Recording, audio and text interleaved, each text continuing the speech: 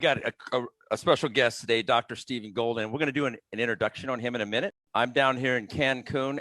I mean, Arizona is dry. It is like wet. Is that how that is in Texas? That because I don't want to go to Texas if it's so wet. Okay, Larry, is it hot It down does. there? It gets humid by the coast. We get a little moderate humidity where I'm at in Austin. And then as you get north, it gets dry again. We got every climate possible. We just don't have every season here. You know, I remember growing up in Chicago, I was So, like a human barometer. If it got a little bit damp, all of a sudden my back, because my hip, I have hip problems. It was like right away. You know, I love California's dry heat. Arizona, that's fine with me too. Got mighty cold in Texas recently, though. I understand that they did have a bit of a cold snap. So you do have some seasons every 10 years, maybe. We get it for like 1 or 2 days, and that's it. I'm like, oh my God, that's why you'll see me doing this once. I'm in the room with air conditioner.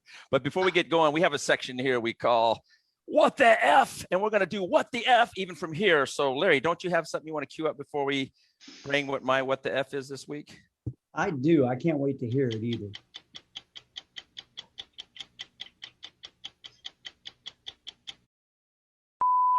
Okay, sweet. Now we got a what the F. So, my son was down visiting me, Kyle, and he was up coming from Washington. And he said, hey, Dad, I got this noise going on when I ride. I go, well, could be your alignment. It could be your wheel balance. Let's go check it out. So we drop it off at the local tire store. And I use this one because it was close by. I bring it in. He says, we'll call you on the diagnostic. So I'm thinking maybe alignment, right? He says, yeah, looks like your front two tires look like they're shredding. And we recommend you got to put all 4 tires on. And I'm like, okay, I don't know, what's the cost? $726. And I'm going, yeah, well, my he's down here to visit. He's going back to Washington, then he's moving to Japan. He's selling the car. So yeah, I don't think what about just the front 2 tires and the back ones be fine? He says, well, yeah, but then the back 2 will shred too. And I go, yeah, that just doesn't make sense. I mean, I'm not a mechanic, but I don't understand why that happened. So I said, let me think about it. We'll get back to you tomorrow morning since we're heading out to the Salt River. Everyone's in the car listening to the conversation. So I take Kyle back the next day. I said, look, we're going to go to a different tire store. He goes into the shop. He comes out and he goes, Dad, they put all 4 brand new tires on my car. And that was a what the F moment for me. Like I go in and, under the mask, you can't see, but I always have this face that Ron will tell you, it looks like the face that I'm pissed. I can't help it. It's my face, right? But when I am pissed, it really starts to show. So I'm in this guy's face. I said, look, I was back here about 2 years ago before we had the Mars tournament stick fighting. I had my tire blown and Roger had to get us there. We were late.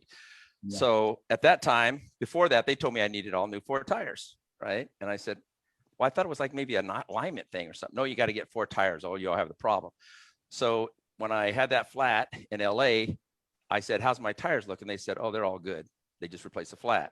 And I told them, I said, a couple years ago, I came in here and you tried to sell me 4 tires. So this is what I think is happening, man. It's such, I don't know if I want to say crooked or scam, but a lot of that's going on. And I see that in a lot of different service industries now. I don't know what your guys' experiences on that, but I'm seeing a lot of that now. Yeah, the whole upsell thing. I mean, everybody's trying to make that buck and they're trying to just, like pressure you into everything. I've gotten into the house so much. I had a plumbing thing and they're like, you should really do this to all the bathrooms. I had a problem with one pipe and it's just upsell. Everybody's kind of got their, I don't know what you would call it, would grift be the right word? But when you do this, yeah, it's and it's egregious more or less depending on the industry. When they do that in the medical industry, that's when it really gets to me. Or what the F? If you go to a dentist, oh, you got to do a deep cleaning for $200. And they're trying to sell you stuff. And I've got the dentist against the wall with my pissed off face, which looks pretty much the same as my face always looks. But, he could tell I was pissed off and he's against the wall just trying to assure me that legally, I said, no, I'm not doing that. Want to charge me $400 for stuff I didn't need. Then they completely billed everything. They did actually a phenomenal job on the crown, but they fraudulently billed $600 more than they were allowed to. I had to go back and fight it. So those sorts of things are bad enough in the auto industry, but it's happening in the medical industry all over the place. And that's where we're really vulnerable. Yeah. And you mentioned plumbing, Ron. We got a call about they'll use this. Hey, we're doing a $72 inspection, and come check it out. They came in and all of a sudden they're finding all these things that needed to be replaced. They bid on it like $726. I called our local plumber. Yeah, a couple things. They had to replace the garbage disposal, but we walked out with like about $300, versus $726. Yeah, no. So yeah, just beware, I guess. Beware. Yeah, it's everything. I guess what the F in relation to that could be our own ignorance and people capitalizing on it. I mean, you just see people, I don't care if it's a carpet cleaner that comes in, but they always kind of upsell you on the next thing. But you need that because of whatever. So yeah, what the F? Capitalism, baby. Sorry to be political. That's capitalism, man. So Larry, you want to add anything to that? I've been, because I deal with cars a lot. I mean, we had 5 over here, back down to 4, finally trying to eliminate them slowly but surely. But I've been fortunate enough. I mean, I only got one guy I let touch my cars, because I feel like any other time somebody else touches my cars in any form of way, it just, something goes wrong, or the price doesn't work out right as they said it was, or all of a sudden they find something else. Or I don't know if you've ever had that weird feeling where, like, you get your car work done, you're like, cool, I got something fixed. And then you come home and it's like less than a week later and you're like, got to take it back again. You're like, wait, I thought we just fixed that problem. You know what I mean? Seems like there's another problem, or that problem that they supposedly fixed extended into something else, But thankfully I've tried to just align myself with somebody that's just like A+, trustworthy. You know what I mean? Well, I think if they know you're coming back, they're not going to play with you too much, because they don't want to lose all their future business, and which is good business. Yeah. Yes. So, and actually, funny story with that is the way I met this guy. We call him Beep, like Beep, right? But his name's Barrett, and the way I ended up meeting Barrett was because I was going to kind of a shop, a quick lube with multi-service type stuff going on, and I had a Nissan Altima at the time, and then it had 1 or 2 times where it was great before, and also 1 or 2 times, and it kind of turned a little. I mean, something changed dramatically. And so I called a buddy of mine, an old gearhead, and I said, man, look, I need somebody that's good. He goes, oh, you should talk to him. He works on old cars and new cars. And I was like, okay. And that's been, I don't know, I would call it over 10 years now. Hey, how about this, Ron? Because I haven't done the introduction. Why don't you do Dr. Golden's introduction, since you have that long-term relationship with him? Okay, but to end what the F, Okay. any other time, you just want to choke somebody and lose the philosophy, or the philosophy becomes just choke that person. That's a matter of patience. And one things I've cultivated over my many years of old age is my patience is inexhaustible. It's extremely difficult to ever get me to the point where I'm ready to grab someone and punch them. It just spent a lifetime saying my patience is my own, my morale is my own. The only thing you control in life is your attitude. That everything else is, you pretend you control, but you don't. And so if you lose control of your attitude by losing your patience, shame on you. There are times where I will choose to not be patient because that's not the appropriate strategy. But no, almost never. Which is totally not true. There's aspirations. Lots of times I get quoted, pissed off about stuff. But I would say I'm trying here to put on a show, so you can run with me. We're polar opposite.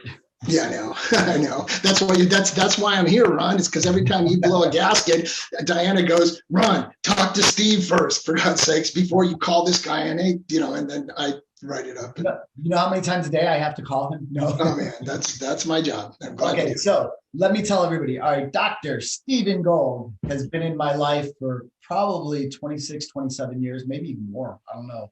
I moved out to LA in just the beginning of 93, I think. And he's one of the first people that I met. He came to me because he had a couple of injuries, and I think, I don't know if you were in between martial arts schools or instructors. Yeah, I'd been abandoned twice by martial arts studios that closed. Yeah, and he started training with me, and we hit it off, and I felt I was learning. I really ripped him off because I was learning as much from him as he was learning from me. And it's really good. But he did get me in trouble, and I don't know if you know about that. Because I had to modify things because of his injury.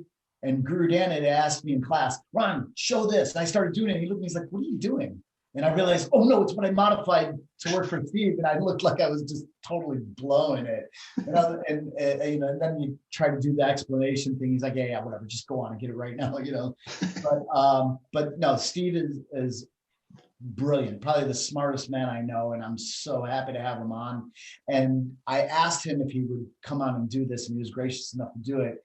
And I asked him, would he mind touching on not just the philosophy of Bruce Lee, but just philosophy in general. And for us laymen, this is going to be a killer show. So here we go. Steve Gold, Are we ready? Meet my audience. Thank you.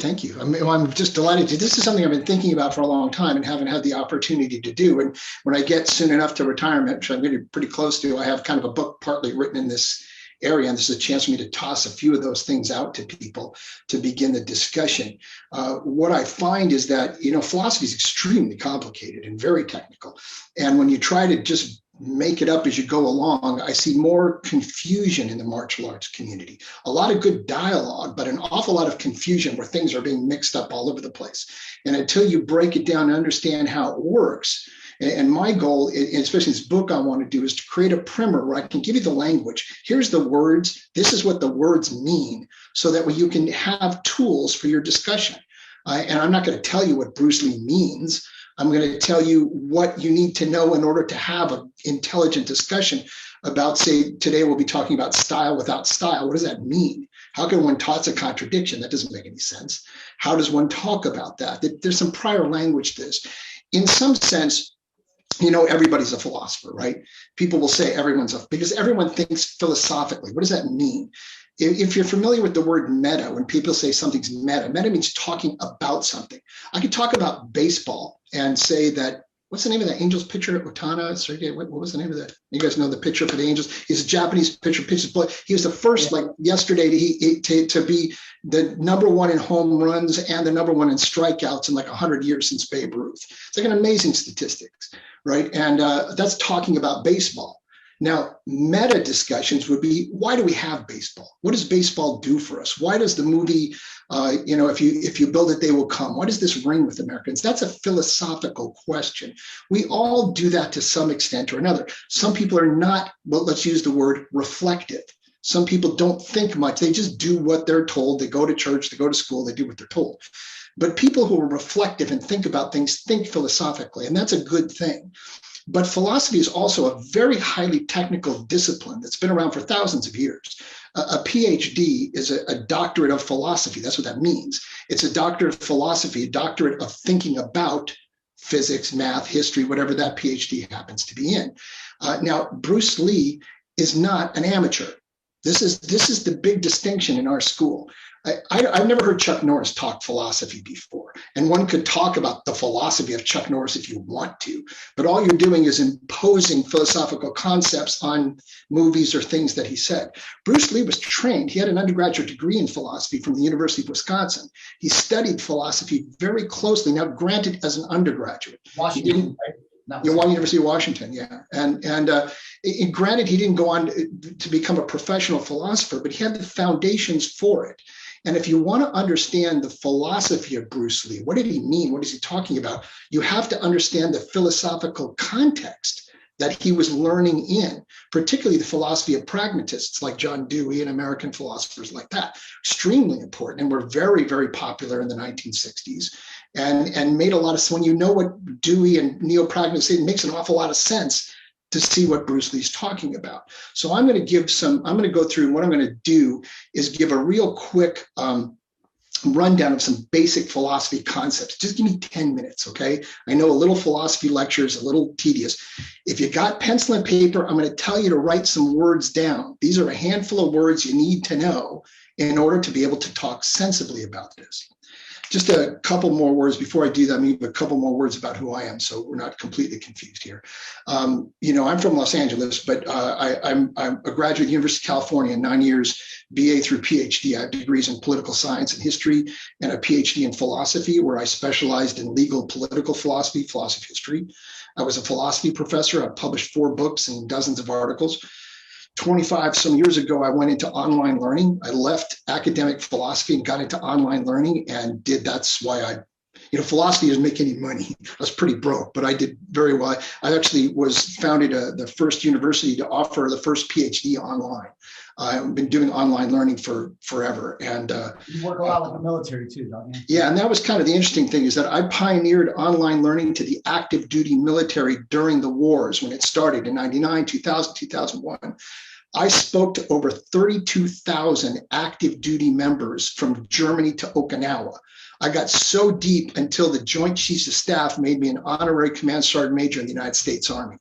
I know every sergeant major. I used to know every sergeant major in the United States Army.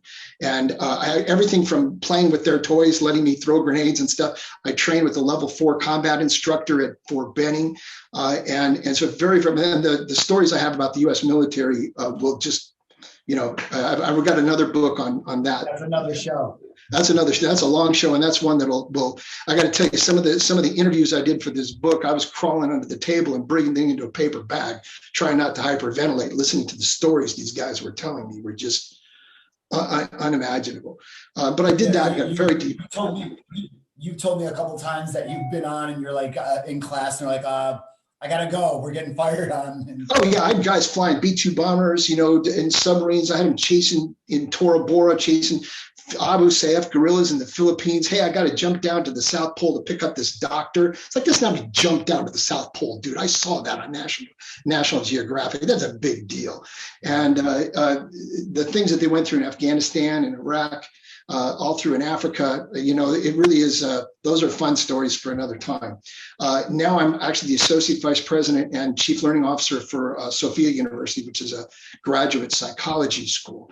Martial arts, I've been working with Ron forever. Before that, I did some traditional Chinese martial arts. I have a disability. I had my leg crushed and my back broken in a motorcycle accident 45 years ago. And so Ron's alluded to training me as a cripple, the things that I can and can't do, and the wonderful adaptations Ron has done for me over the years. So that's just a little bit more about who I am and about the kind of stuff that I do. So when I study Bruce Lee's philosophy, I'm looking at it from the perspective of an academic philosopher and taking him seriously. This is really unique.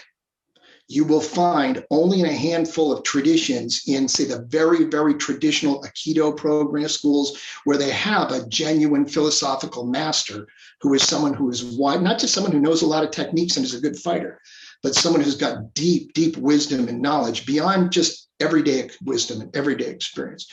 And Bruce Lee was a trained philosopher. So let me throw out 3 basic categories for you, okay? When you look at philosophy, this is my simple 5-10 minute philosophy lecture to give you the language you need to be able to discuss it.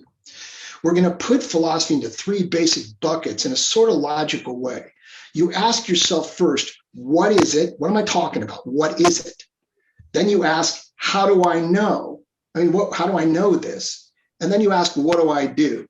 So if you say, what is it? How do you know? What do I do? There are 3 words for that. What is it is metaphysics. Metaphysics, M-E-T-A, and then physics.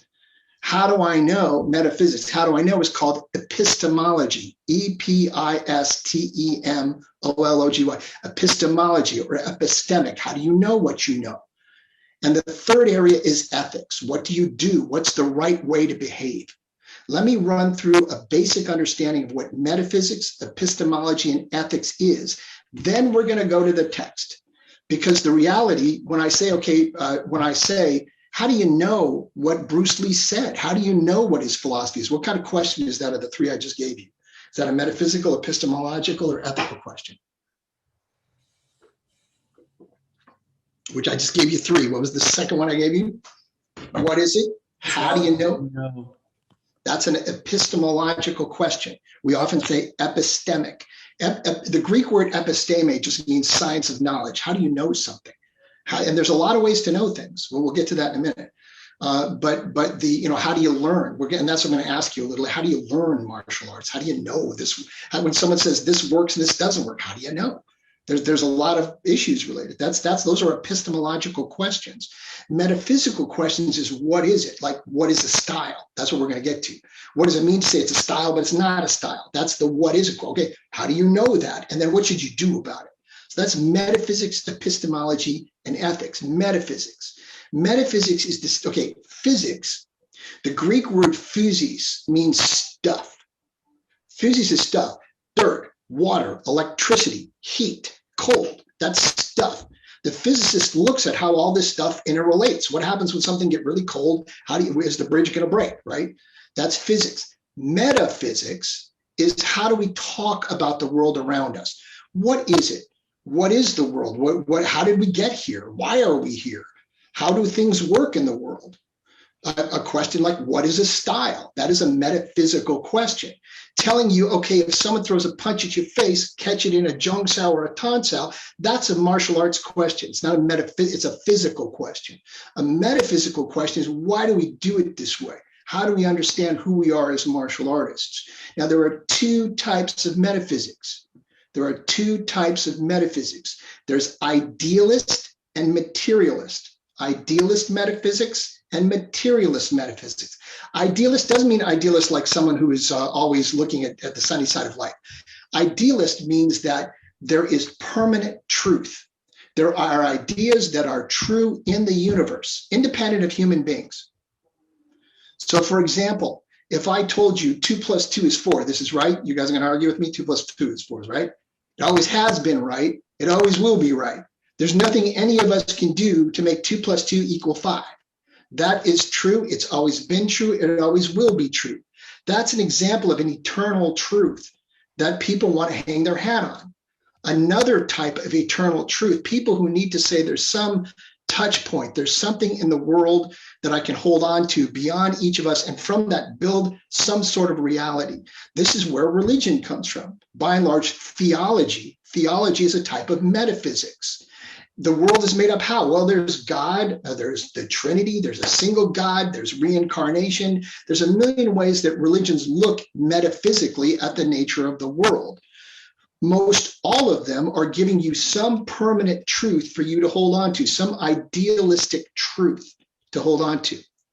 The second type, which is where Bruce Lee is going to be going with stuff, is what's called materialist metaphysics. Materialist means the world around you is changing all the time, right? Everything's in constant change. Everybody's interim, nobody's permanent, because everything changes. And this is scary. So a lot of people want to look for something permanent. Here, the materialist says there's no such thing as permanent. There's only what's happening in the world and how we sort of make up things to deal with it. The most important school, I'm a big fan of Friedrich Nietzsche, who is a metaphysical materialist, also going back to Aristotle. So Plato, this is Plato and Aristotle. Plato was an idealist and talks about real truth. And Plato talks about the highest concept is the good, G-O-D. And then what happens is Christianity knocks one of the O's off, and the good becomes God. And Plato's metaphysics is adopted into early Christianity by a guy named Boethius in the 2nd century AD in a book called The Consolation of Philosophy, for which this philosopher was put in prison. They put a rope around his head and pulled it until his head exploded. So philosophy is not always a popular subject, but that's how it's called Neoplatonism. So this is the origins of Christian theology, is in Plato, and this idea of an eternal perfect truth.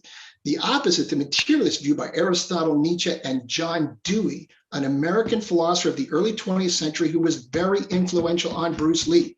Very influential at the time Bruce Lee was studying, very influential at the University of Washington where Bruce Lee was studying, though he was dead by then, he was from UCLA, but very influential. And what he suggests, the pragmatist, is that the world is changing all the time. There are no eternal truths. There's nothing that's always the same. What we try to do is make up ways of trying to deal with it. We're pragmatic. We're trying to solve problems. That's what we do. And so all of our fancy theories, all of our ideas are not about capturing some eternal truth. They're about just solving problems in the world.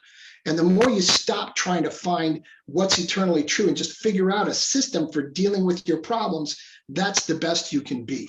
Okay, those are the two types of metaphysics. You're going to find that Bruce Lee falls in the second camp. Bruce Lee very clearly is a materialist metaphysics. He clearly has a metaphysics that is related to Dewey and the neo-pragmatists that I work on today, and I'm going to show you in the text. Second question, that's metaphysics. What is it? The second area of philosophy is, how do you know that? Okay, you may say that this is true, but how do you know? And epistemologically, questions of how you know things, one way of knowing things is science. Science is a wonderful way of knowing. It has a scientific method. You put out a hypothesis, you test it, you use statistics and tools, and you see what kind of results you get. You modify your hypothesis. Science is a wonderful way of knowing whether you should wear a stinking mask, whether you should get an injection, listen to the science and stuff, because those are scientific questions. There are other questions that are not scientific questions. Why do I love my children? Should I love my children? Why is martial arts important to me as a human being? Those aren't science questions. Those are questions you have to answer in some other way. And I'm going to throw out, if we get the time a little bit later, why JKD is an art and not a science, according to Bruce Lee. There's a scientific component to it. It has deeply scientific components to it in the practice. But philosophically, it's an art because it's about personal expression more than anything else. Yes, it's about technically being effective in combat, but it's about JKD as a life philosophy. It's a way of making yourself into the person you want to be. Or as Nietzsche says, become who you are. It's very hard to become. It's not as easy to become who you are as you think it is. Most of us are trying to become somebody else. And this is what attracted me to JKD. I wasn't a fanatic Bruce Lee movie fan. I don't know if I'm still, I love his movies, but I'm not sure I'm a fanatic Bruce Lee. I was attracted more philosophically, and then because Ron beat it into my head for a long time. That was a whole nother story. So that's metaphysics. That's epistemology. How do you know? The third area is ethics. Ethics is, what do you do? What's right conduct? How should people interact with each other? And here's what's really interesting. There are kind of three ways of looking at it in American ethics, and Bruce Lee takes the third route, which is very similar, which is very much coming from Zen, from Buddhism, and from Eastern tradition. In the Western tradition, when we talk about ethics, you're going to talk about it one of two ways. You're either going to say it's for the greatest good. You should wear a mask because it's good for everybody and it protects other people. Or you should wear a mask because it's a bunch of baloney and it doesn't help you protect other people and it's just mind control. I don't care which side you're on. But you're doing it because of the consequences. What's want to be good for everybody. People are going to get hurt. People are going to be ill. That's one way. Second way Americans look at ethics is rights and duties. Forget the consequences. I have a right to live my life how I want. I have a right to free speech, a right to life, a right to associate with who I want, a right to practice my religion, and you can't stop me. So that's the two ways we kind of balance, and we balance those things out. We say, oh, you got a right to something. You have a right to bear arms, no doubt. But are there any limits to your rights to bear arms based on safety to other people? Open question for another time. So that's how we usually do it. Bruce Lee goes in another direction, not a Western direction, but in more of an Eastern or more ancient direction. In the West, this relates to what Aristotle calls virtue ethics. Virtue ethics is about making yourself into the best person you can be. And that's really where Bruce Lee lands. Bruce Lee's ethics and his ethics of Jeet Kune Do ties into his epistemology and his metaphysics. It's all going to tie together. And it ties together because Bruce Lee's fundamentally about self-development, about making yourself into the best human. You cannot be the best martial artist you can be unless you're the best human being you can be. And that's an ethic. How many martial arts studios do you see, all of it, that have on their front window, we teach character and we teach virtue and we teach, do you? Do you really do that? Or how does teaching someone some basic blocking and striking techniques teach anyone any virtue or any ethical thing? Are you yourself an ethical person or someone who has a person of character? And here we're not going to, you never see Bruce Lee talk about rights. You'll never see him talk about social utility. You'll see him talk about personal self-actualization. So these are the three areas of philosophy in, 5 to 8 minutes, whatever it took me to do this, to give you three basic bucket frameworks. You have metaphysics, which is what is it? And it can either be an idealist permanent truth or a materialist, everything is in constant flux and we just do the best we can. The second area is epistemology. How do you know this? How do you know anything? How do you know what works and what doesn't work? That'll be our biggest discussion. Probably not today, but our biggest discussion of epistemology would be how do you know what works? And you know what my answer is? For the first 10 years, you shut up and do what Ron tells you to do. I'm not ready to cut off anything that is, it's nice to say you should discard and cut away, but you got to build up first. So there's this, we kind of listen, then you don't. Hence, we need the stone to be a sculptor. You can't. This is why, and you have to let it be and then there's a certain point where you'll strip away. That's and then ethics, you'll find that Bruce Lee's about self-actualization. So let me stop there for just a second. See if there are any questions or comments I can answer. Then what we're going to do, I asked the question, how do you know what Bruce Lee said? Is that a metaphysical, epistemological, or ethical question? Which is it? Wait, repeat the question again. I said, how do you know what Bruce Lee's philosophy is? How do you know? How do you find out? Is that a metaphysical question? Is that an epistemological question or an ethical question? I can't say it very well. Well, epistemological, or you can say epistemic. Sometimes we say epistemic more sure. It's an epistemic question. It's a how do you know question. Right. How do you know what he said? Whenever you look at any philosopher or anyone you're trying to understand what they say, people say things in different venues. Some places are more important than other places. What Bruce Lee said in a movie is probably the least important thing to bring up because that's a staged performance movie. I mean, it's not saying it's not true or not part of his ideas, but it's not a reputable. What Bruce Lee said in TV interviews, that's probably better because now he's sitting down and thinking and answering questions, but it's still a show and it's still a performance and it's still an off the cuff. Read the book. The best way to know what Bruce Lee says, because he wrote these, he took the time to write this stuff down, to edit it, to say, this is right, these are my ideas. The best evidence, not to say the other evidence, but then what happens is once you read this, then you start looking at the videos, watch, and then at the very end, you look at the movies and see how it brought into it. So you always begin with the text because that's all you really got to start with. So we're going to walk through some of the Bruce Lee text, get some comments to see if we can sort these things out and make some sense of things. Okay. Stopping for a moment. Any questions at this point? We had one question from one of our guys online here. Was just basically asking, what was there a particular reason maybe why Bruce Lee's JKD yin and yang symbol went anti-clockwise, or I guess counterclockwise, maybe is what he's referring to. You know, I that's a good question. I mean, I don't know the answer to that, but because I have no idea. But the one can speculate why Bruce Lee thinks things go differently than other people do. I mean, Bruce Lee, it's hard to say because he's really committed to a Zen position. He's really committed to the Buddhist position of yin and yang balancing each other out. I'm not really sure. I have to look that up. Honestly, I honestly don't know. If we get a minute, I can pop up and see if I can find anything on that. But I don't know why he does that. Okay, well let's stick with what yeah, good. And it's so the most important thing a philosopher can do is say you have no idea. A doctor will never do that. You go to a physician, they'll never say I don't know. They'll say it's idiopathic, which means that they have no idea. But philosophers will be the first one to say I have no idea. I have no idea what I'm talking about. So okay, any other questions here? Shall we jump in? Let's jump in. Those of you who have it, if you have the Tao Jeet Kune Do with you, open it up and take a look at the first. Now, what we're going to do is walk quickly through. The nice thing, the Tao Jeet Kune Do is a preliminary book. He never finished it. This is a lot of notes that are put together. This is the foundation of a book Bruce Lee was going to write. Okay, this isn't a. Say again? This was made posthumously after he was gone. It was, and so what happens is you're weaving a lot of things together in a way that makes sense. But it's put together in the way that he wanted to. This is his preliminary book. If he had time, he would have fleshed it out. The way the book is structured is there's some initial philosophy in the first 20 pages. Then the rest of it is technique about different and then the very end is some more philosophy. So we're going to look at the very beginning and the very end, and we're going to look at it in order by the topics that he chose. Don't go start cherry picking things around. Work through systematically. So if we look at the first chapter, key titles are title form. The first section is called On Zen. This is on page 7. And I'm going to read to you a couple things quickly.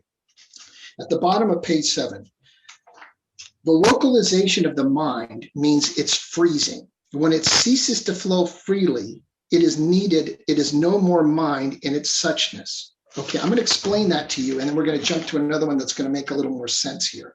What he means, there is a, and I have a question for you guys on this.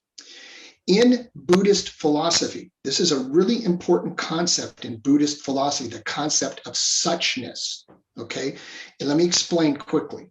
The word for suchness in Sanskrit is tata, dada. It's like a very soft D. Have you ever heard of Dadaism in the art culture. And what it means is a completely unmediated experience. There's nothing in between you and what you're doing. And what they say is that when a child's first words are dada, in the West, we think that means he's talking about his daddy. We think it's patriarchal. Oh, look, he said dada. In the East, they say he said dada or suchness. This is the baby realizing for the first time that there's a world outside of himself, that there's an external presence, there's an external reality to me. At that point, the child is completely unmediated. There's no language, there's no culture, there's nothing to get in the way of the immediate experience of reality. Okay, so what happens in Buddhism? A bodhisattva, that's someone who has achieved enlightenment, who has done all the things as a Buddhist you're supposed to do, withdrawing from want, withdrawing from things, withdrawing from need, until you become released from all the pain and drama of the world. And when you die, you go to nirvana, which is a place of just complete peace.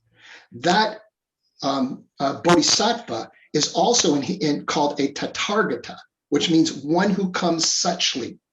Okay, one who comes suchly is one who comes in a completely unmediated experience. Tell me, if you get into a street fight like that, why is it important not to have mediation between you and what's happening? In other words, why don't overthink it?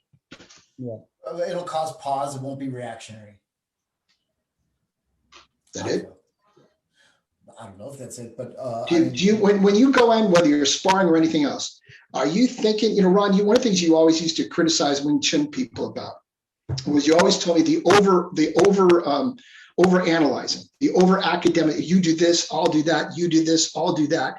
When you have set forms, my reaction is to do these 4 things automatically, whatever you throw at me. Right, not true freedom then. What is not true freedom? When they say no mind, have you ever heard this expression in Asian philosophy? What does it mean to have no mind when you go into a fight? Tell me what you think that means. Well, the Japanese call it mushin, and mushin is being no mind, being open and just cognitive to the environment and to be open to reaction. The way I take it, I could go into there was a book that I always talk about. I think I've talked about it on here. It was called Bruce Siddle, Sharpening the Warrior's Edge. And he was an underwater diver. And he realized that when he was underwater, his reflexes were much more precise or faster, quicker underwater than when he was on dry land. And after just simple research on his own, he figured out that those goggles cut off a lot of the world. Yeah. And his brain didn't have to process all this. But when your brain has to take in this whole thing, you're working a lot. The brain's working a lot. And if you become no mind, you're just in the moment and you're just reactionary and you're open up to something that may come at you. You're absolutely in the moment. Why do we do Chisao or Hubud or sensitivity trainings? Why do we do that? What's the point of Chisao? I look at it as a drill. And drills, like a lot of people will put down drills, and where Bruce Lee was, after you learn a drill, forget the drill. But you're not really forgetting it. Sifu Jan Asano will always say that, the whole thing about Bruce Lee being anti-form. He said he was the best formsman I've I'm sure seen. Well, and he's not anti. I'll show you where he's not actually anti-form. He's not. He's clear. But that's what people say. Yeah. Is what I'm saying. And what he did is he learned the form, but he wasn't bound by it. It was the whole building of remember the whole grave, the casket thing. Yeah. Here lies the traditional man. And with Mushin, I feel that you're no mind. You're just there. And then you're just reactionary. You're not going to be, it's not the time for research. It's time for reaction. It's to just let go and be in the moment. One of the things, I learned in training in ninjutsu years and years ago with Stephen Hayes, we talk about physical manifestations of earth, fire, wind, water, but the ultimate is to get in ku or void, where you're just going with the flow. You take out the thought process because in a fighter situation, what hurts you a lot of times, like you say, overthinking instead of reacting and acting. One of the things I've been seeing with football, a lot of them try to get into thinking, but I always would say, look, react, act. Don't try to make decisions yet because you're feeling it. And one of the things about Chisao or Hubud is we're based upon feel. We're not really, we're sort of circumventing the thought process, right? Am I right? The Indonesians had a term called pichihan. Pichihan is if you had like a vase and you dropped it and it shattered. It's just a piece of the puzzle. So it's what you would call, Cliff, a broken play in football. It's like, oh my God, we can't reset because this guy's covered. And we, every time we train this play, this is what we had to do. We learned how to recover from a broken play and just go on without, I mean, I can't say there's not a thought process to it, but it's just an opening. It's drilling. It's brought in you by rote. Oh, this happens, react that way. This happens, react that way. And you minimize reflex time. I had a blog I started kind of pushing out a while back about different levels of discipline. And I kind of related self-discipline and Mushin to something of similarity, because I might wake up and make my bed. I don't have to think about making my bed anymore, but I might have had a little bit of remedial or preventative discipline that kind of helped shape me that way as I was growing up, So there's definitely that repetition and that drilling that comes out that then turn it on like a light switch. It's like it's 9 o'clock in the morning. You're supposed to be at work at 9. You go, oh my God, you jump up. You could throw your shoe on. I gotta take the lace and pull it tight and loop it and wind a loop. You could do that hopping on one foot, trying to grab the donut as you're running out the door. It's a part of you. So you're doing things again by rote. And it's a deep part of your life. These are habits, but it's a deep part of your life and how you're structured. Okay, all the years Ron, trained me, and you do things right, you get hit in the head. And so whether it's learning to use, I love the Mukjaan on my dummy. I actually fell out of my book as I was pulling the Tao Jeet Kune Do. I got all my dummy forms there. But we all talk about structure and structure being proper and being natural. Okay, as someone who's disabled, and I moved better or worse than other times. I was 3 years on crutches after this last one.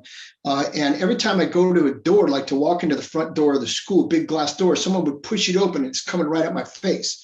I immediately, my hand goes up. Does it matter if it's a fist or a door? It's going to hit you in the face. You got to block it one way or another. The structure, I'm not following it up with a back fist unless I'm really in a bad mood. But the idea is that since I have proper structure, I don't even think about it. It just comes out. And it needs to be so drilled into you that it can just come out because there's just no time to think about it. That's true of all in extremis decision making.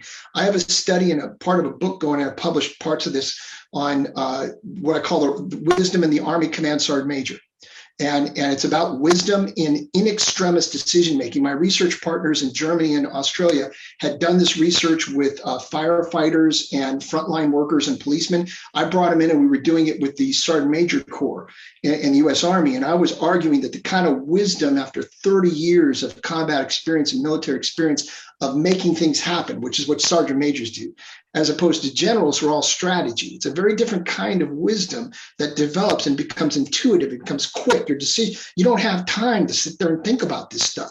When you're in combat or in a war situation, or you're in any kind of immediate, this stuff has to come out and be part of you, has to be internalized, and you have to let go and let the mind go. And so what Bruce Lee says, it's really interesting. Then we read you a couple more on page 8. Wisdom does not consist of trying to wrest good from evil, but in learning to ride them as a cork adapts itself to the crests and troughs of the waves. This is clearly a materialist metaphysic. This is the life is a wave going on. It's good and bad happening all the time. You're not going to separate them out. You just got to ride it in a way that makes a lot of sense. And if you go to page 9, there is no fixed teaching. All I can provide is an appropriate medicine for a particular ailment. That's what I called pragmatism. There's no truth to I can't tell you the secret of martial arts. I can't show you the one move that's going to protect you. All I can do is help you deal with your problems. The medicine for your ailment may be a really good bong sao and a pop to the back of the head. So, part of, what, you'll see Bruce quotes that, like, my truth is not your truth. But you mentioned earlier, part of his background in what he learned in philosophy in the course he chose is the self-actualization of discovering self-discovery. So he can't tell you like, this is the way, because your way is going to be different because your experience. Is that right? Is that what we're completely. So listen, every body is different. Every life. I'm kind of crippled up. I can't jump, can't run. That's just me. I'm also old. I'm also really strong, but I'm also here in Southern California. I'm not in Hong Kong. I'm not fighting people and stuff. I'm not going to go into the octagon anytime soon. My problems or my diseases that need to be treated, the medicine are not going to be your problem. My challenges are not your challenges. My abilities are not your. Each of us seeks our own path and creates our own JKD. We create each of us, if you get to, here's on page 12, a little further down, we talks about Jeet Kune Do. The art of Jeet Kune Do is simply to simplify. It is being oneself. It is reality and isness in the being of who you are.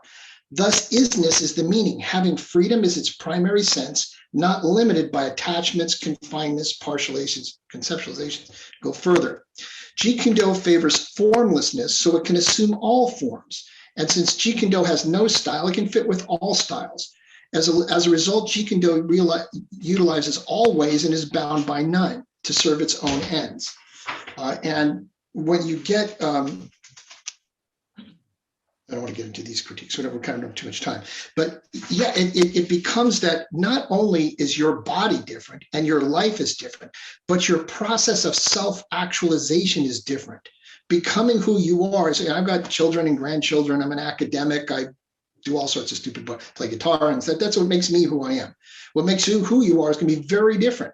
So in other words, Jeet Kune Do, Tao, when we say the Tao means way. It means path. It doesn't mean truth. So he's not using the word truth with a capital T to mean permanent truths. He's talking about truth with a small t. These are your truths and my truths. They're true for you, and they may not be true for me. And this is the pragmatist view of this. I'm not looking at an idealist metaphysics of a perfect world or telling you what God said to do. And I'm not giving you the right way. I'm helping guide you to find your own way. And that to become actualizing who you really are. Let me jump ahead a little bit. So what does this mean? I got two other questions for you. Let me get where I put this one, because I had another question for you guys. Then I want to get to kind of the big money pitch here that's really important. Here it is. So this is on the art of the soul. I have it on page 9. It might be page 2. It's right at the beginning of the section that's called the art of the soul. I want to read you 2 passages and I want you to comment. The aim of art is to project an inner vision into the world, to state in aesthetic or artistic creation the deepest psychic and personal experiences of a human being. It is to enable those experiences to be intelligible and understood and generally recognized within the framework of the world. Okay, going on, if you flip the page, you'll go a few down. Art is never decoration, embellishment. Instead, it is work of enlightenment. Art, in other words, is a technique for acquiring liberty. If all you do is teaching techniques on how to do something, you're not doing any philosophy. My question to you guys, and I know we're running out of time, then I want to close on something important, but Jeet Kune Do has scientific components to it, but fundamentally it's an art. If it's about self-actualization, about becoming the person, you can't be a complete JKD player unless you're a complete human being. How do you guys do that beyond technique? How do you do that in your schools with your students? How do you communicate that? We've got a topic of the month we cover, kind of like some groups use the powerful words or things like that. So every month we rotate a topic. Let's say like right now we've been working on the topic of change and what does that really mean, across each part of your life. And so we relate it with both, kind of a description each week that modifies itself. And then we relate it with a question for the student body to reflect on, and then maybe 1 or 2 quotes. And we kind of go around that, I guess, and keep that pattern going as we grow. It was interesting. I had a black belt student of ours actually one time tell, don't you think that stuff's kind of cheesy? I mean, I get it. You're trying to do character development and all that. He goes, but we get that inherently when we do martial arts training. And I was like, okay, roger that. I said, so because we do punches and kicks and blocks, we get character development. He goes, yeah. And I said, then what was wrong with the Cobra Kai's and Karate Kid? And he was like, point taken. Yep. So it's not enough. It's part of it's not enough. Ron, how do you do it? God, a lot of the way that I do it is, for one, all right, I don't know if I'm going to answer the question correctly, but If you think of one must not just do one, or one must not apply, one must do. You know, I could teach technique, but somebody has to live it. And a lot of times I've had instances with people that I've trained that they go, and I'll just say it the way that they said it. And I don't agree with it sometimes. And I try to, I'm the ultimate crude guy, but I try my best during a class. But somebody will be like, I can't believe that shit worked. And I got to do a head shake first when I do it. And I'll try to break it down for them. Like, you know, if you believe that this does not work, you're correct. You have to believe in what you do. And to believe what you do, you have to experience. I've trained a lot of people who come from an Aikido background, and I love Aikido, and I'm not putting it down, but they want to be like Morihei Shiba, and they want to be the gentle path, the gentle way. I don't think that they can achieve that without walking his walk. There was a time that Morihei Shiba was a little ass kicker, and he went through a lot, and he kind of had this enlightenment and learned the gentle way. But they're trying to achieve it without maybe stress testing, some of this upper pressure testing. And that's my whole goal is, you know, nothing taught me better than a swift kick in the butt. And I don't mean that my dad was doing that, but I meant, you know, I had to touch the hot stove.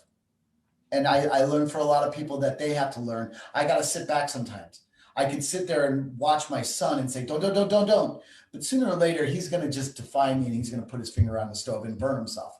And I wait for those moments, sometimes with great pleasure, sometimes with, you know, great stress. And I realize after that is when the true lesson can come, where I can get somebody to see why we do things the way we do. You know, Steve, there's a ton of times that I've taught people, and I'm like, why isn't this person getting this? Why isn't this person getting this? And it'll be from something that I got it from something I used to do that I no longer do, that I've never taught them. But I'm expecting them, let's just put your hand here. Why aren't they putting it there? But again, through another life and another time, I was doing these things. And it brought me to that realization of how to get there. And I realized sometimes I got to back up with people. And you got to kind of spoon feed them, where you can't always just give them the fishing pole. You have to fish at times for a person. So I don't know if I'm answering the question. Oh, absolutely. Absolutely. Cliff, did you have any comments kind of on how you teach? And I would call this, by the way, wisdom, developing wisdom as opposed to knowledge. How do you develop wisdom? Well, part of what I would do, and I did this in a course that I put together years ago, it was the Satori. It was really kind of an awakening to really bring yourself to a different level of consciousness. One of the exercises, you know, I would do partly is, again, to kind of find out how you deal with the situation. I would have my students just kind of like face each other. They can't talk, but just stare at each other in each other's eyes, kind of finding within, like, where's your fear? You know, can you look at this person in your eye? And I would tell them, like, here's an exercise assignment I want you to do for self-discovery. And this is kind of cool to do. I mean, and you don't know what you're going to get from that. But I found this, can't remember who shared this with me years ago, but I'd go in front of a mirror and I would stand and look at myself in the mirror. And it brought tears to myself. It was like, you cannot lie to that person in the mirror. Frosty Westering, a great coach, taught me to that. The man in the mirror. That's where I got that from. He said, and I thought, that's cool. And I did it. I looked in the mirror and I'd stare at it. And all of a sudden things open up and you see things, right? Because we hide behind a social mask. And so it kind of got me to my inner self. And I would introduce this to my students, like, look, this is part of your self-discovery. Find out who you really are instead of this person that we hide behind and try to be like other people. Like, this is who we really am. So I'd use exercises like that along with meditation to kind of teach my students, look, this is not the physical part, but this is important in your ability to develop as a martial artist. So exercise like that. Absolutely. So for Bruce Lee, they got two kind of, we're coming towards the end. So I want to do two specific things. First, in comment with this, we're talking about developing wisdom, not knowledge. Knowledge is the ability to do techniques. Wisdom is the ability to understand why. I don't have time to go through it here, but it was so fun to read through this again more closely for this project. I really got more, you go more of it each time. Read closely. You know what you'll find out? Bruce Lee's answer to this question is build people's self-confidence. Build their self-esteem. That's what it says in the book. I'm not going to pull the quotes out here. But if you want to develop wisdom, get people to feel good about who they are so they can become that and be authentically who they are. And Bruce Lee seemed to be very committed about building self-esteem and confidence. He talks specifically about fear, that fear here is Fear comes from uncertainty. We are absolutely certain whether our worth or worthlessness, when we are absolutely certain whether our worth or our worthlessness, we are almost impervious to fear. Thus, a feeling of utter unworthiness can be a source of courage. Everyone, I'm going to go into this in more detail. The point he's basically making here is fear comes from a lack of sense of control. You feel like you don't control things in life. That's why control freaks are always the most fearful people anywhere. The way to reduce fear is to create self-confidence, is to get people, and that's what you guys are doing. You're building not just people's minds, but building their confidence to say, I can make my own Jeet Kune Do, because Bruce Lee says, he says, Jeet Kune Do is the art not founded on technique or doctrine. It is just as you are. And the just as you are is in script. He's emphasizing that. Jeet Kune Do is nothing more than you being just who you are. How do you get people to be just who they are? By encouraging self-confidence so they're willing to. Now, I got one last comment I want to make, and I'm glad to stay on longer if you want me to. But when we talked about metaphysically, what is a style? There's a wonderful section here when he talks about traditional styles. He calls it organized despair. That's a wonderful word for it, that traditional styles are organized despair. He says, don't ignore them. If you ignore original traditional styles and you don't do forms, that's just as bad. Now you're creating your own limits. You should be limitless and try anything and everything to see what'll work for you. But in doing this, what is Jeet Kune Do? And this is really important because this is what's got to stop, and got to stop now. I have the right Jeet Kune Do. I know Jeet Kune Do better than you do. I have the real Jeet Kune Do. I'm not going to wade into discussions of concepts versus attributes, though I can tell you attributive theory or the nature of conceptual analysis is extraordinarily complex, and what I read is mind-bendingly embarrassing philosophically. But the reason people worry about these sorts of things is because of power and money. Knowledge, I'm going to read you the final quotes, but knowledge is power. And I don't mean that if you have knowledge, you'll become powerful. I mean that what it is to be knowledge is power. If I have the true knowledge, you got to pay me to learn it. He doesn't have the true knowledge, I do. And since I have the true knowledge, you got to give me the money. These fights over what is Jeet Kune Do and what is not Jeet Kune Do are strictly money power gambits. They're grifts. And I'll read to you the proof of that. Let me read to you the proof of it. At the very end, page 2000, the very, very end of the book, so it's the most important thing he has to say, his last three quotes. Self-knowledge is the basis of Jeet Kune Do because it is effective, not only for the individual's martial art, but also his life as a human being. That's our first point. Our second point, learning Jeet Kune Do is not a matter of seeking knowledge or accumulating style pattern, but is discovering the cause of ignorance.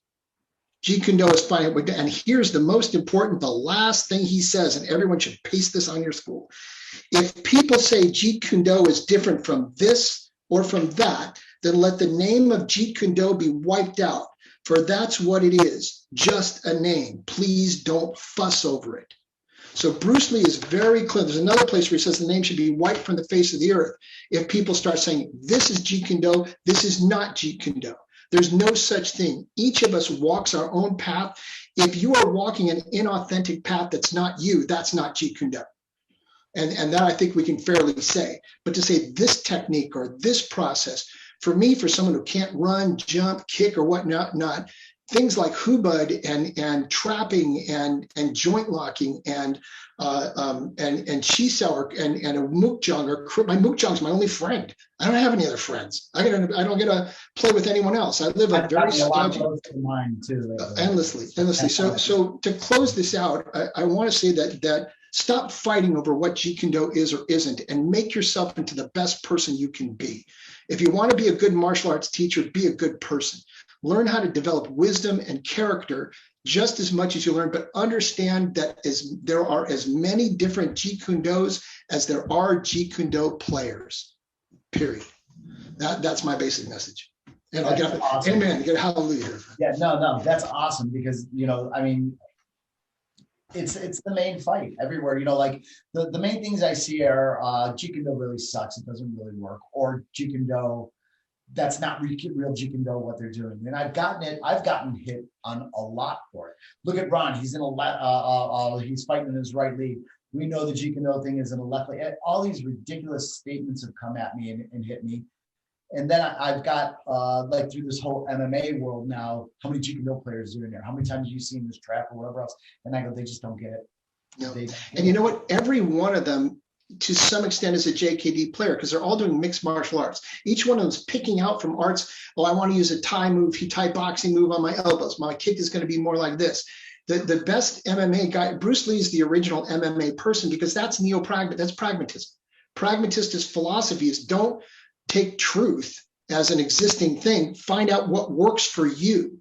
And if someone says Jeet Kune Do, it has to be both sides. You have to be just as comfortable in right and left. I don't have a left lead. I can't do that physically. I will fall flat on my face if I do that because my left leg doesn't work all that well. I am solely in a right lead kind of crunched up thingy here to make sure nobody kicks me, you know. And you once told me a story. I think you were at a ZZ Top concert with your son.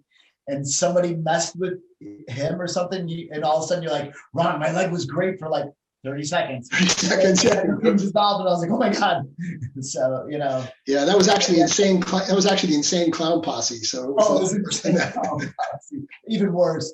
Wow. So let me ask you this, Steve. My son liked. Yeah. Because there is so many arguments on who's got the right Jeet Kune Do, or there's like the original Jeet Kune Do, or, you know, again, to me, the whole idea is if you are going to discover who you are, you've got to experience. You've got to, if you're limited already to one style and go, you don't change, then you're really not Jeet Kune Do. If you take what Bruce Lee gave you and say, this is Jeet Kune Do, then I think you kind of lost the way, right? The whole thing is you're frozen in time because the man died, so it can never evolve anymore.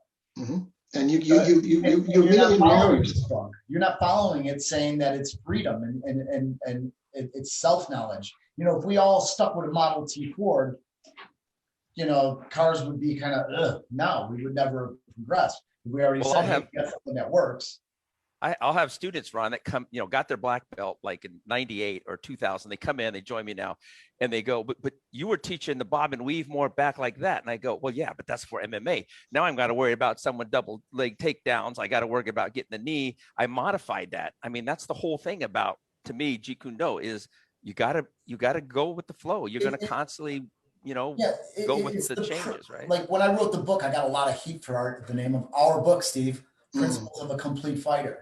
And they're like, oh, you're a complete fighter. I go, no, I have the principles of it, though. I know what I need to do to better myself. If I don't follow it, then shame on me. I'm not following the concepts that I'm trying to push, but I'm just trying to show conceptually what I can do to advance, and maybe not to just be a big fish in my pond, but to be able to survive and swim in somebody else's pond. Yeah, but you know what's interesting about that, though, is that, you know, you always have to remember people are on different levels in this sort of, in the practice. Not Bruce Lee was largely talking to experts. He wasn't talking to beginners. I think he let Dan Inosanto teach the newbies. Bruce Lee seemed focused, and this book is clearly written to advanced martial artists. You don't start in martial arts by stripping away. You don't have anything to strip away. You got to shut up and do what your teacher tells you and learn how epistemologically, epistemically, how do I know what will work? You know what? I've never been in a fight with anybody. I don't even spar. I just train a lot. And there's certain things I'm really, really good at, about four or five things. But you know how I know it works? Because Ron tells me it works. I trust Ron. And I've had Willie Laureano or other good teachers who've taught me stuff, and I trust, and then I can see, and in my mind, I can see what's going to work and what's going to work for me. So if someone says, oh, you have to, I've heard JKD people tell me, I'm not that for that defanging the snake stuff, that Panatukan, or even any of the joint locking. I just want a split entry, go in and hit the guy. It's faster. That's original JKD. Okay. But what you're doing is you're denigrating me. You're putting down me as an authentic human being, because in my life, for not just my disability, but also the world I'm in, I'm not in a world where generally I want to go in and beat the hell out of somebody. If I'm in a confrontation, it's going to be one, I'm going to want a quick joint lock, a quick joint break, take that arm out and see if the guy will run away before I turn around and run the other direction. And so when I think reflectively about who I am and what I need to do, you're saying that I'm wrong. I can't be wrong. It's my life. That's the whole point. It comes back to like the Fosbury flop. Mm-hmm. You know, because everybody's like, he can't jump over that way. He's jumping over backwards. It's not going to work. So they're judging the art on their lame ass. Sorry, you know, Yeah, they're putting blinders on you, or they're putting a harness on you.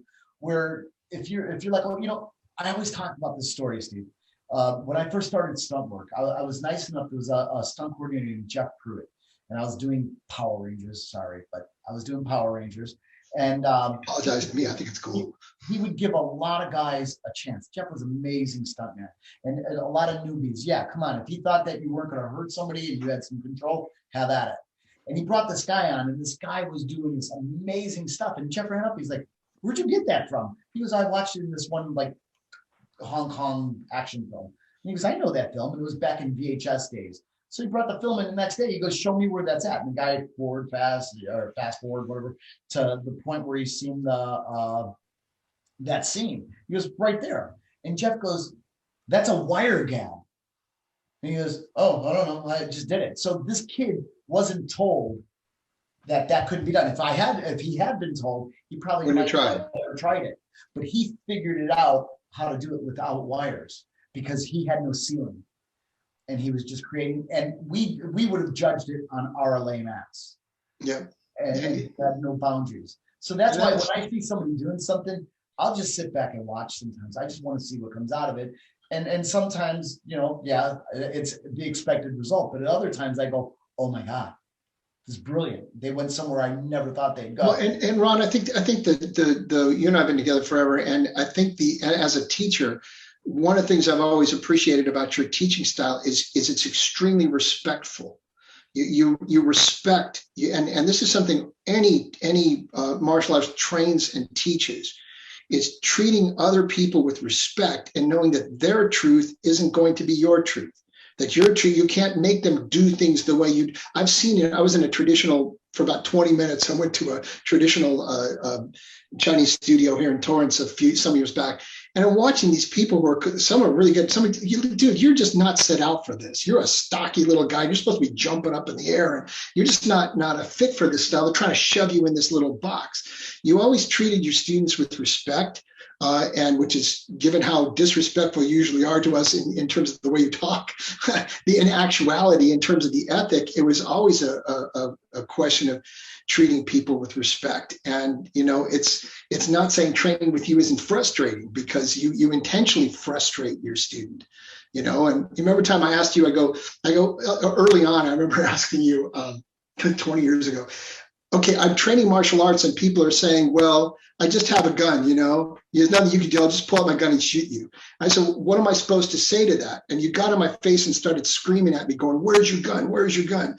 And I didn't know what to do. So I pulled my finger out and smacked my hand really hard. Shit. And did this like 3 times. You go, "Where's your gun? Where's your gun?" I smacked my hand again. I said, "Okay, I'm supposed to smack your hand." You go, "No, stupid, you don't have a gun."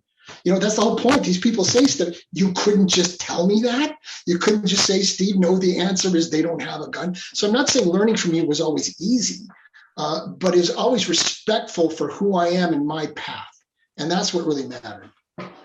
You know, one thing you brought to my attention today about Bruce and the fact, you know, he talks about that Jeet Kune Do is not the accumulation of knowledge, but it's really elimination, because again, directing toward people who are experienced martial artists. I mean, it's the same way in photography. You know, when I started out, man, I got to get all these lenses, but really, you know, I can do pretty much everything with one lens, one light. I don't need all that, because why? My expertise comes there. I need less. As we get older, what do? We start getting rid of things because we don't need them, because what we've invested is really ourself, right? So the object things that we collect don't seem as important. And I find myself, I don't need it. I really invested in me. And I think it's part of what you talked about. Bruce Lee is developing our confidence. This is what we become. This is who we realize we are in our life. And those things that we hung on to are not as important, right? So it's really eliminating a lot of my junk in my life. Yeah, but you needed it to begin with. When you were first learning, and you said, "How do I know how to be a good photographer?" I'm that way with musical instruments and stuff. I needed all these other things to be able to produce this result. As I've learned and grown, I found there are other ways to do this. There's simpler ways, better ways, more efficient ways to solve the problem, not to seek truth, but to solve the problem and do the job, to be pragmatic and get it done. As you get old, you get better and better and better at it. And you find you don't need all this. You needed those things before. It's not like you didn't, but you evolve out of them. And the knowledge and thing about power again gets to it. What is it? You got all these photographers trying to sell, this is what you got to have. This is what you need, right? We all do that. And it's in every industry. It's always about trying to sell something that people think that if I get this, it's going to make me more powerful. If I get this lens, it's going to make me a better photographer. Next But it level. really isn't about that, right? we're right back to our what the F moment here, aren't we? Just kind of bring it all full circle to close it out. I got a So good we had a quote here question, that right, came out here at the of. top. Oh, I'm sorry. Go on, Lee. Oh, there's a good quote I'd written down, I guess, on Monday, actually. No, it was like a week ago on Monday. Said, "It is indeed difficult to see the situation simply. Our minds are very complex, and it is easy to teach one to be skillful, but it is difficult to teach one his own attitude." That's also Bruce Lee. And that's precisely an epistemological question. That's a question of how do you know, how do you learn, or we call a pedagogical question, a question of teaching. How do you teach? And when we get a chance to do this again, the next things we'll get into, we might, okay, we know the famous say, absorb what is useful. We all know that one. Everyone focuses on the useful part, which is the pragmatist solving problems. I'm very interested in understanding what we mean by absorb. That's a unique way of epistemologically absorbing isn't just learning. And what happens, I notice, God help me, I sound like Ron, I move like Ron. It's like the things that I do, you just soak it up. And if we do these further on, that's the kind of thing we would get into next. So epistemologically, how do you know? How do you train? We've got the objective now.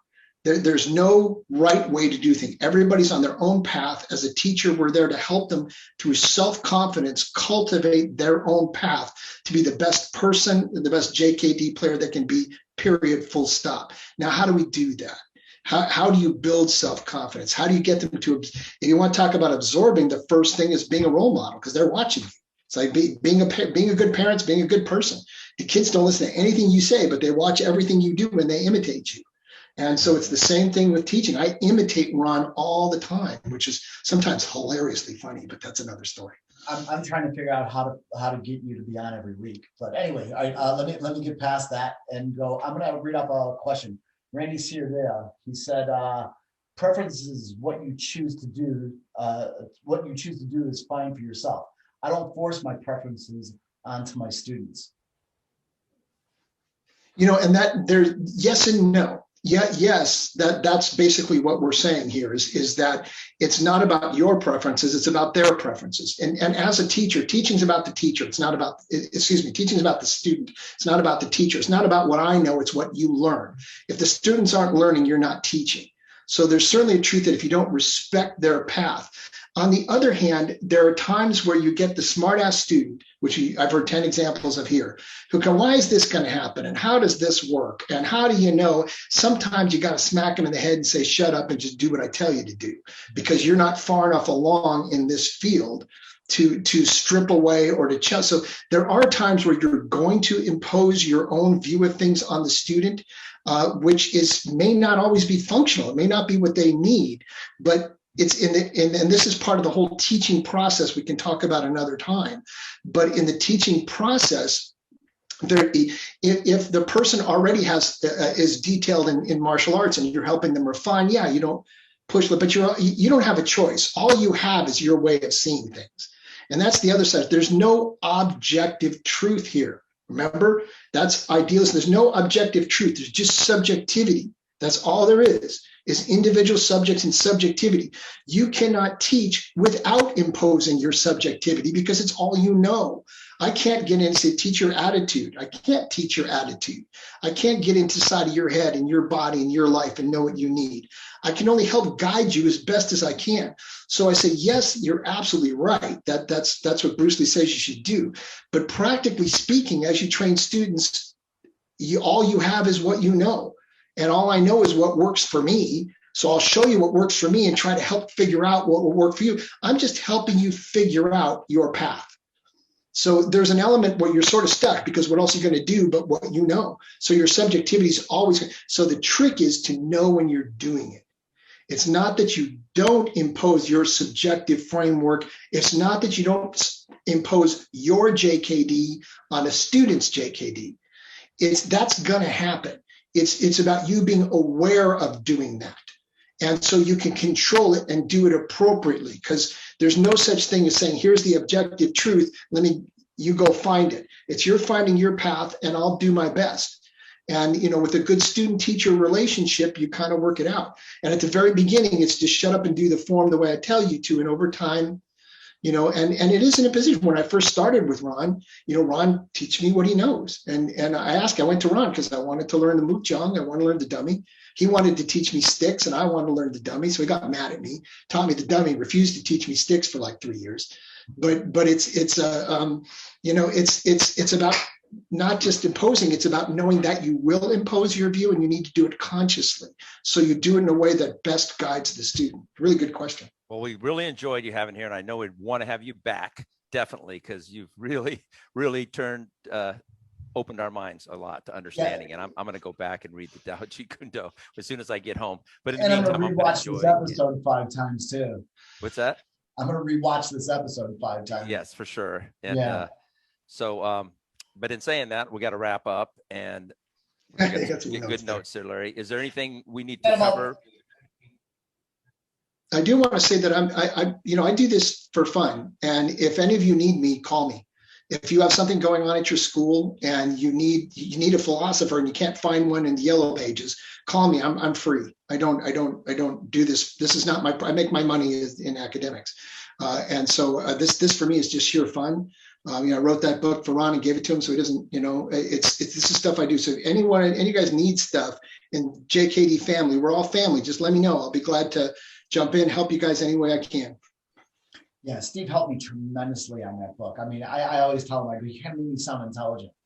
I had my basic work there and I'm like, Steve, and he sat down with me and then he was kind enough to write a section on having handicaps in the martial arts. I don't like to be say disabled because in fact, maybe can we touch on that for a second before we close? We got a little bit of time. And I'd actually like to, if you had a chance to give my book away, which, Cliff, we're giving my book away, right? So that's it. And Master Steve here has a section in it, and he wrote it on being having injuries in the martial arts. And I've had so many people. I mean, I've been injured. We're all injured, but some people way more extreme than the other. And I can empathize to a point. But I've had students with MS and cerebral palsy, and I've had people like Steve. Several people with like lower leg disabilities where I hope it's okay, Steve. But no, it's important. It looks like somebody took an ice cream scooper and took 3 scoops out of his calf. It's front of my leg. I lost it. Yeah. I got hit by a pickup truck on a motorcycle. It shattered the tibia and fibular compound. I lost a lot of the lower leg, snapped the femur, broke my back. And I got a ticket for driving without a headlight from the cop. It's my headlight deal. And I spent years relearning to walk. I've had 20-some surgeries and walk kind of funny. But like I said, if I get my hands on you, you're in big trouble. And Ron's taught me that. Here's my bottom line view. And I like the word cripple for myself because it cracks me up. And we try to appropriate words. We all do that. When you're from a marginalized group, you always appropriate the words of the oppressor. This is why African Americans will use the N word. Like Jews like me, crippled Jews like me will make all sorts of jokes. My roommates I have so much metal in me. My roommates used to call me the $6 million Jew. And, it's just, if you're not making fun of that, that's how you laugh your way through. I'm doing a lot of work on Asian American Pacific Islander hate issues and issues that are going on right now. And it's the same kind of thing. You just adopt the language. But I don't think that's what matters. I think what matters is to understand that everybody is different. We are all what they say differentially abled. Everyone has different abilities. If you are tall and thin, short and squat, if you're fast or slow, if you jump, Ron is really fast. He runs like a man. Even when I had 2 legs, I couldn't run like that. And so some people could, even when I had 2 legs, I'm a stocky guy. I can't jump that way. We all are built differently. But more importantly, I was at a Mars event once, and I was with, I won't say who it was, but he was filming. And I said, so why aren't you working out? He goes, oh, I have a shoulder injury. So what's wrong with the rest of you? So strap your arm in so you're not using it and do some chi sao with your right hand. You know, what happens if you walk into a fight and the first way it starts is someone throws a roundhouse kick and blows your left knee out? Welcome to my world. You're now fighting on one leg. And if you think that every altercation you're going to have is going to happen when you're physically ready for it, you know, guess again. It can happen at any time. And I always say, anybody, the disabled is the only minority group anyone can join at any moment. Okay, anyone can become disabled like that. And I don't just mean being in a car accident, being paralyzed. I mean, you could just trash your shoulder somehow, and that shoulder's just never the same. And now you've got to adjust your style. As you get older, something's going to happen. The body decays, the body that you just can't do what you did when you were 20 or 20. I was sitting with Diana up at the Cold Steel event, and there was these two youngsters was fighting with staffs. And Diana looks back, she goes, "What? Look, I couldn't look at all that power, all that just raw power coming out of this kid. I couldn't deal with not only your technique is, you know, when you're young, you have that energy and that power. When you're older, you're going to, guess what? Things are going to happen. Your knees are going to burn out. Cartilage is temporary, guys. Cartilage, whether it's in the knees or the elbows, that's temporary stuff. You burn that out, you burn it out. And so the reality is not don't look to the margins. Don't look to the people who are extreme. Don't talk about disability with those who have MS, those who are in wheelchairs, those who have, that's the extreme, and that's important. And don't idolize us. Don't tell us, oh, you know, Ron would, if my leg would go bad, he'd shove a bench under my knee and say, keep going. And we'd shove a bench in and we'd just keep going no matter how bad it was.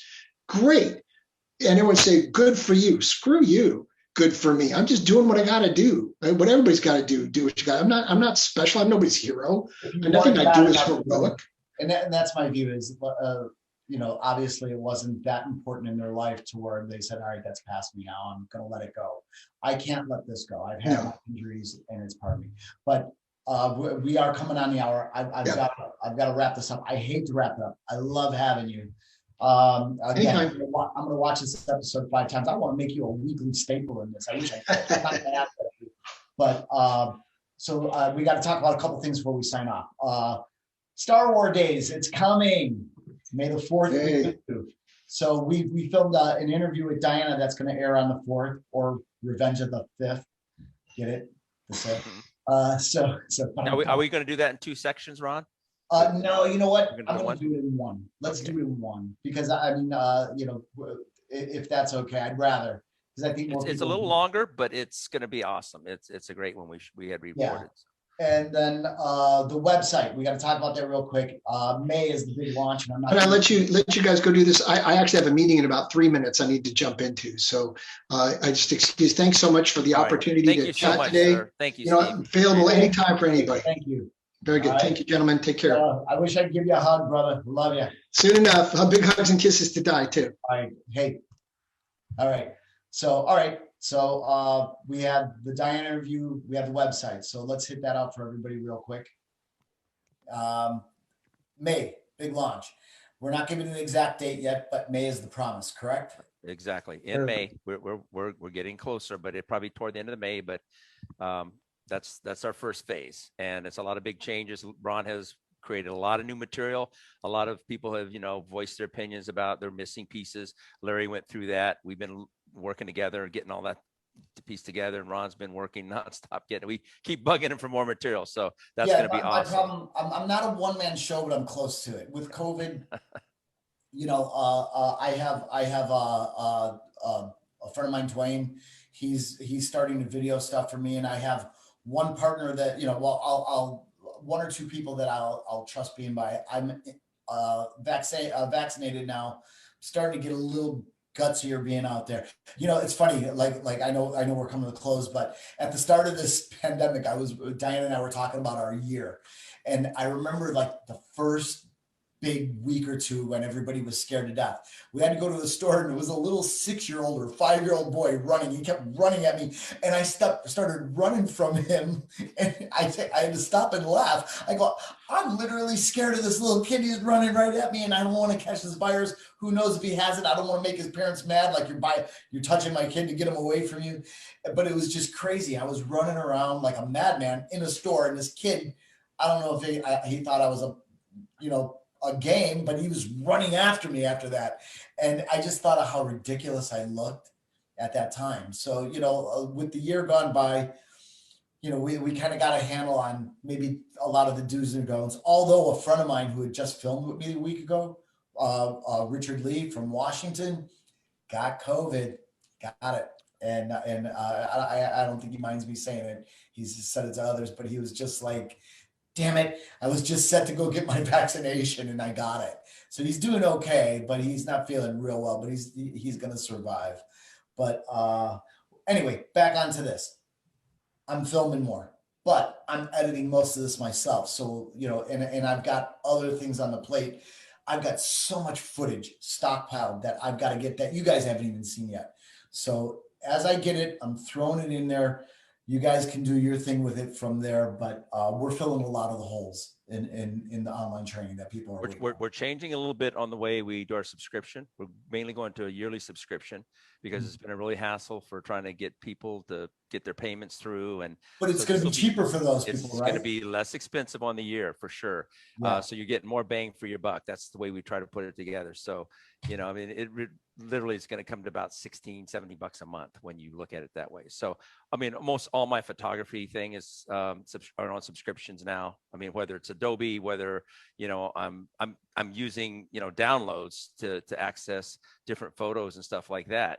Everything's on a yearly subscription. So we thought this would be a better way. It's less expensive and we're going to give you a lot more material. So that's going to be awesome. And hey, Larry and Ron, I'm down here in Cancun, and we love this Palace Resorts. We actually stay at the Grand Moon, and I'm telling you, this will be a perfect place for a Mars camp. Perfect, right on the beach, have access to everything. Your wives are going to love it. They're going to love being able to go to the spa during the day where we're out training. Is there diving for Larry? We got diving. Well, we could send him over to Cozumel. He that's why he likes that, because he's a diver. They were telling me today, I go, yeah, my buddy, he has it at Cozumel. He goes, he must be a diver, because they can from that resort there on the Palace, they can just basically jump right off.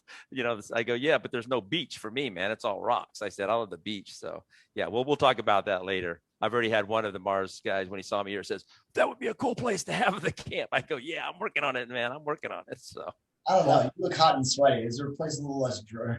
Depends on the season, right? Yeah. Hey, speaking of which, I got to throw that out there. But since you're in the Caribbean, one of my favorite shots on one of my trips there, our big next registration deadline is going to be, I believe it's May 7th on our Caribbean camp, which is good. But if you guys are interested, or just go read a little bit more about it and the adventures that we put together, it's marscaribbeancamp.com. And you can check out some of the things that we've got planned for you guys, which is good. But just keep in mind, we are limited to 36 people, and we're getting close to that number. I think we're less than 10 spots available at this point, if I remember right. Speaking of scuba diving, how about that one I took, right? It'll fill. It always does. Oh, yeah. Yeah, every one of these is sold out, which is great. So you guys keep that in mind, which is good. And then, yeah, I'm not scuba diving, but we're going to go on a snorkel tour on Saturday.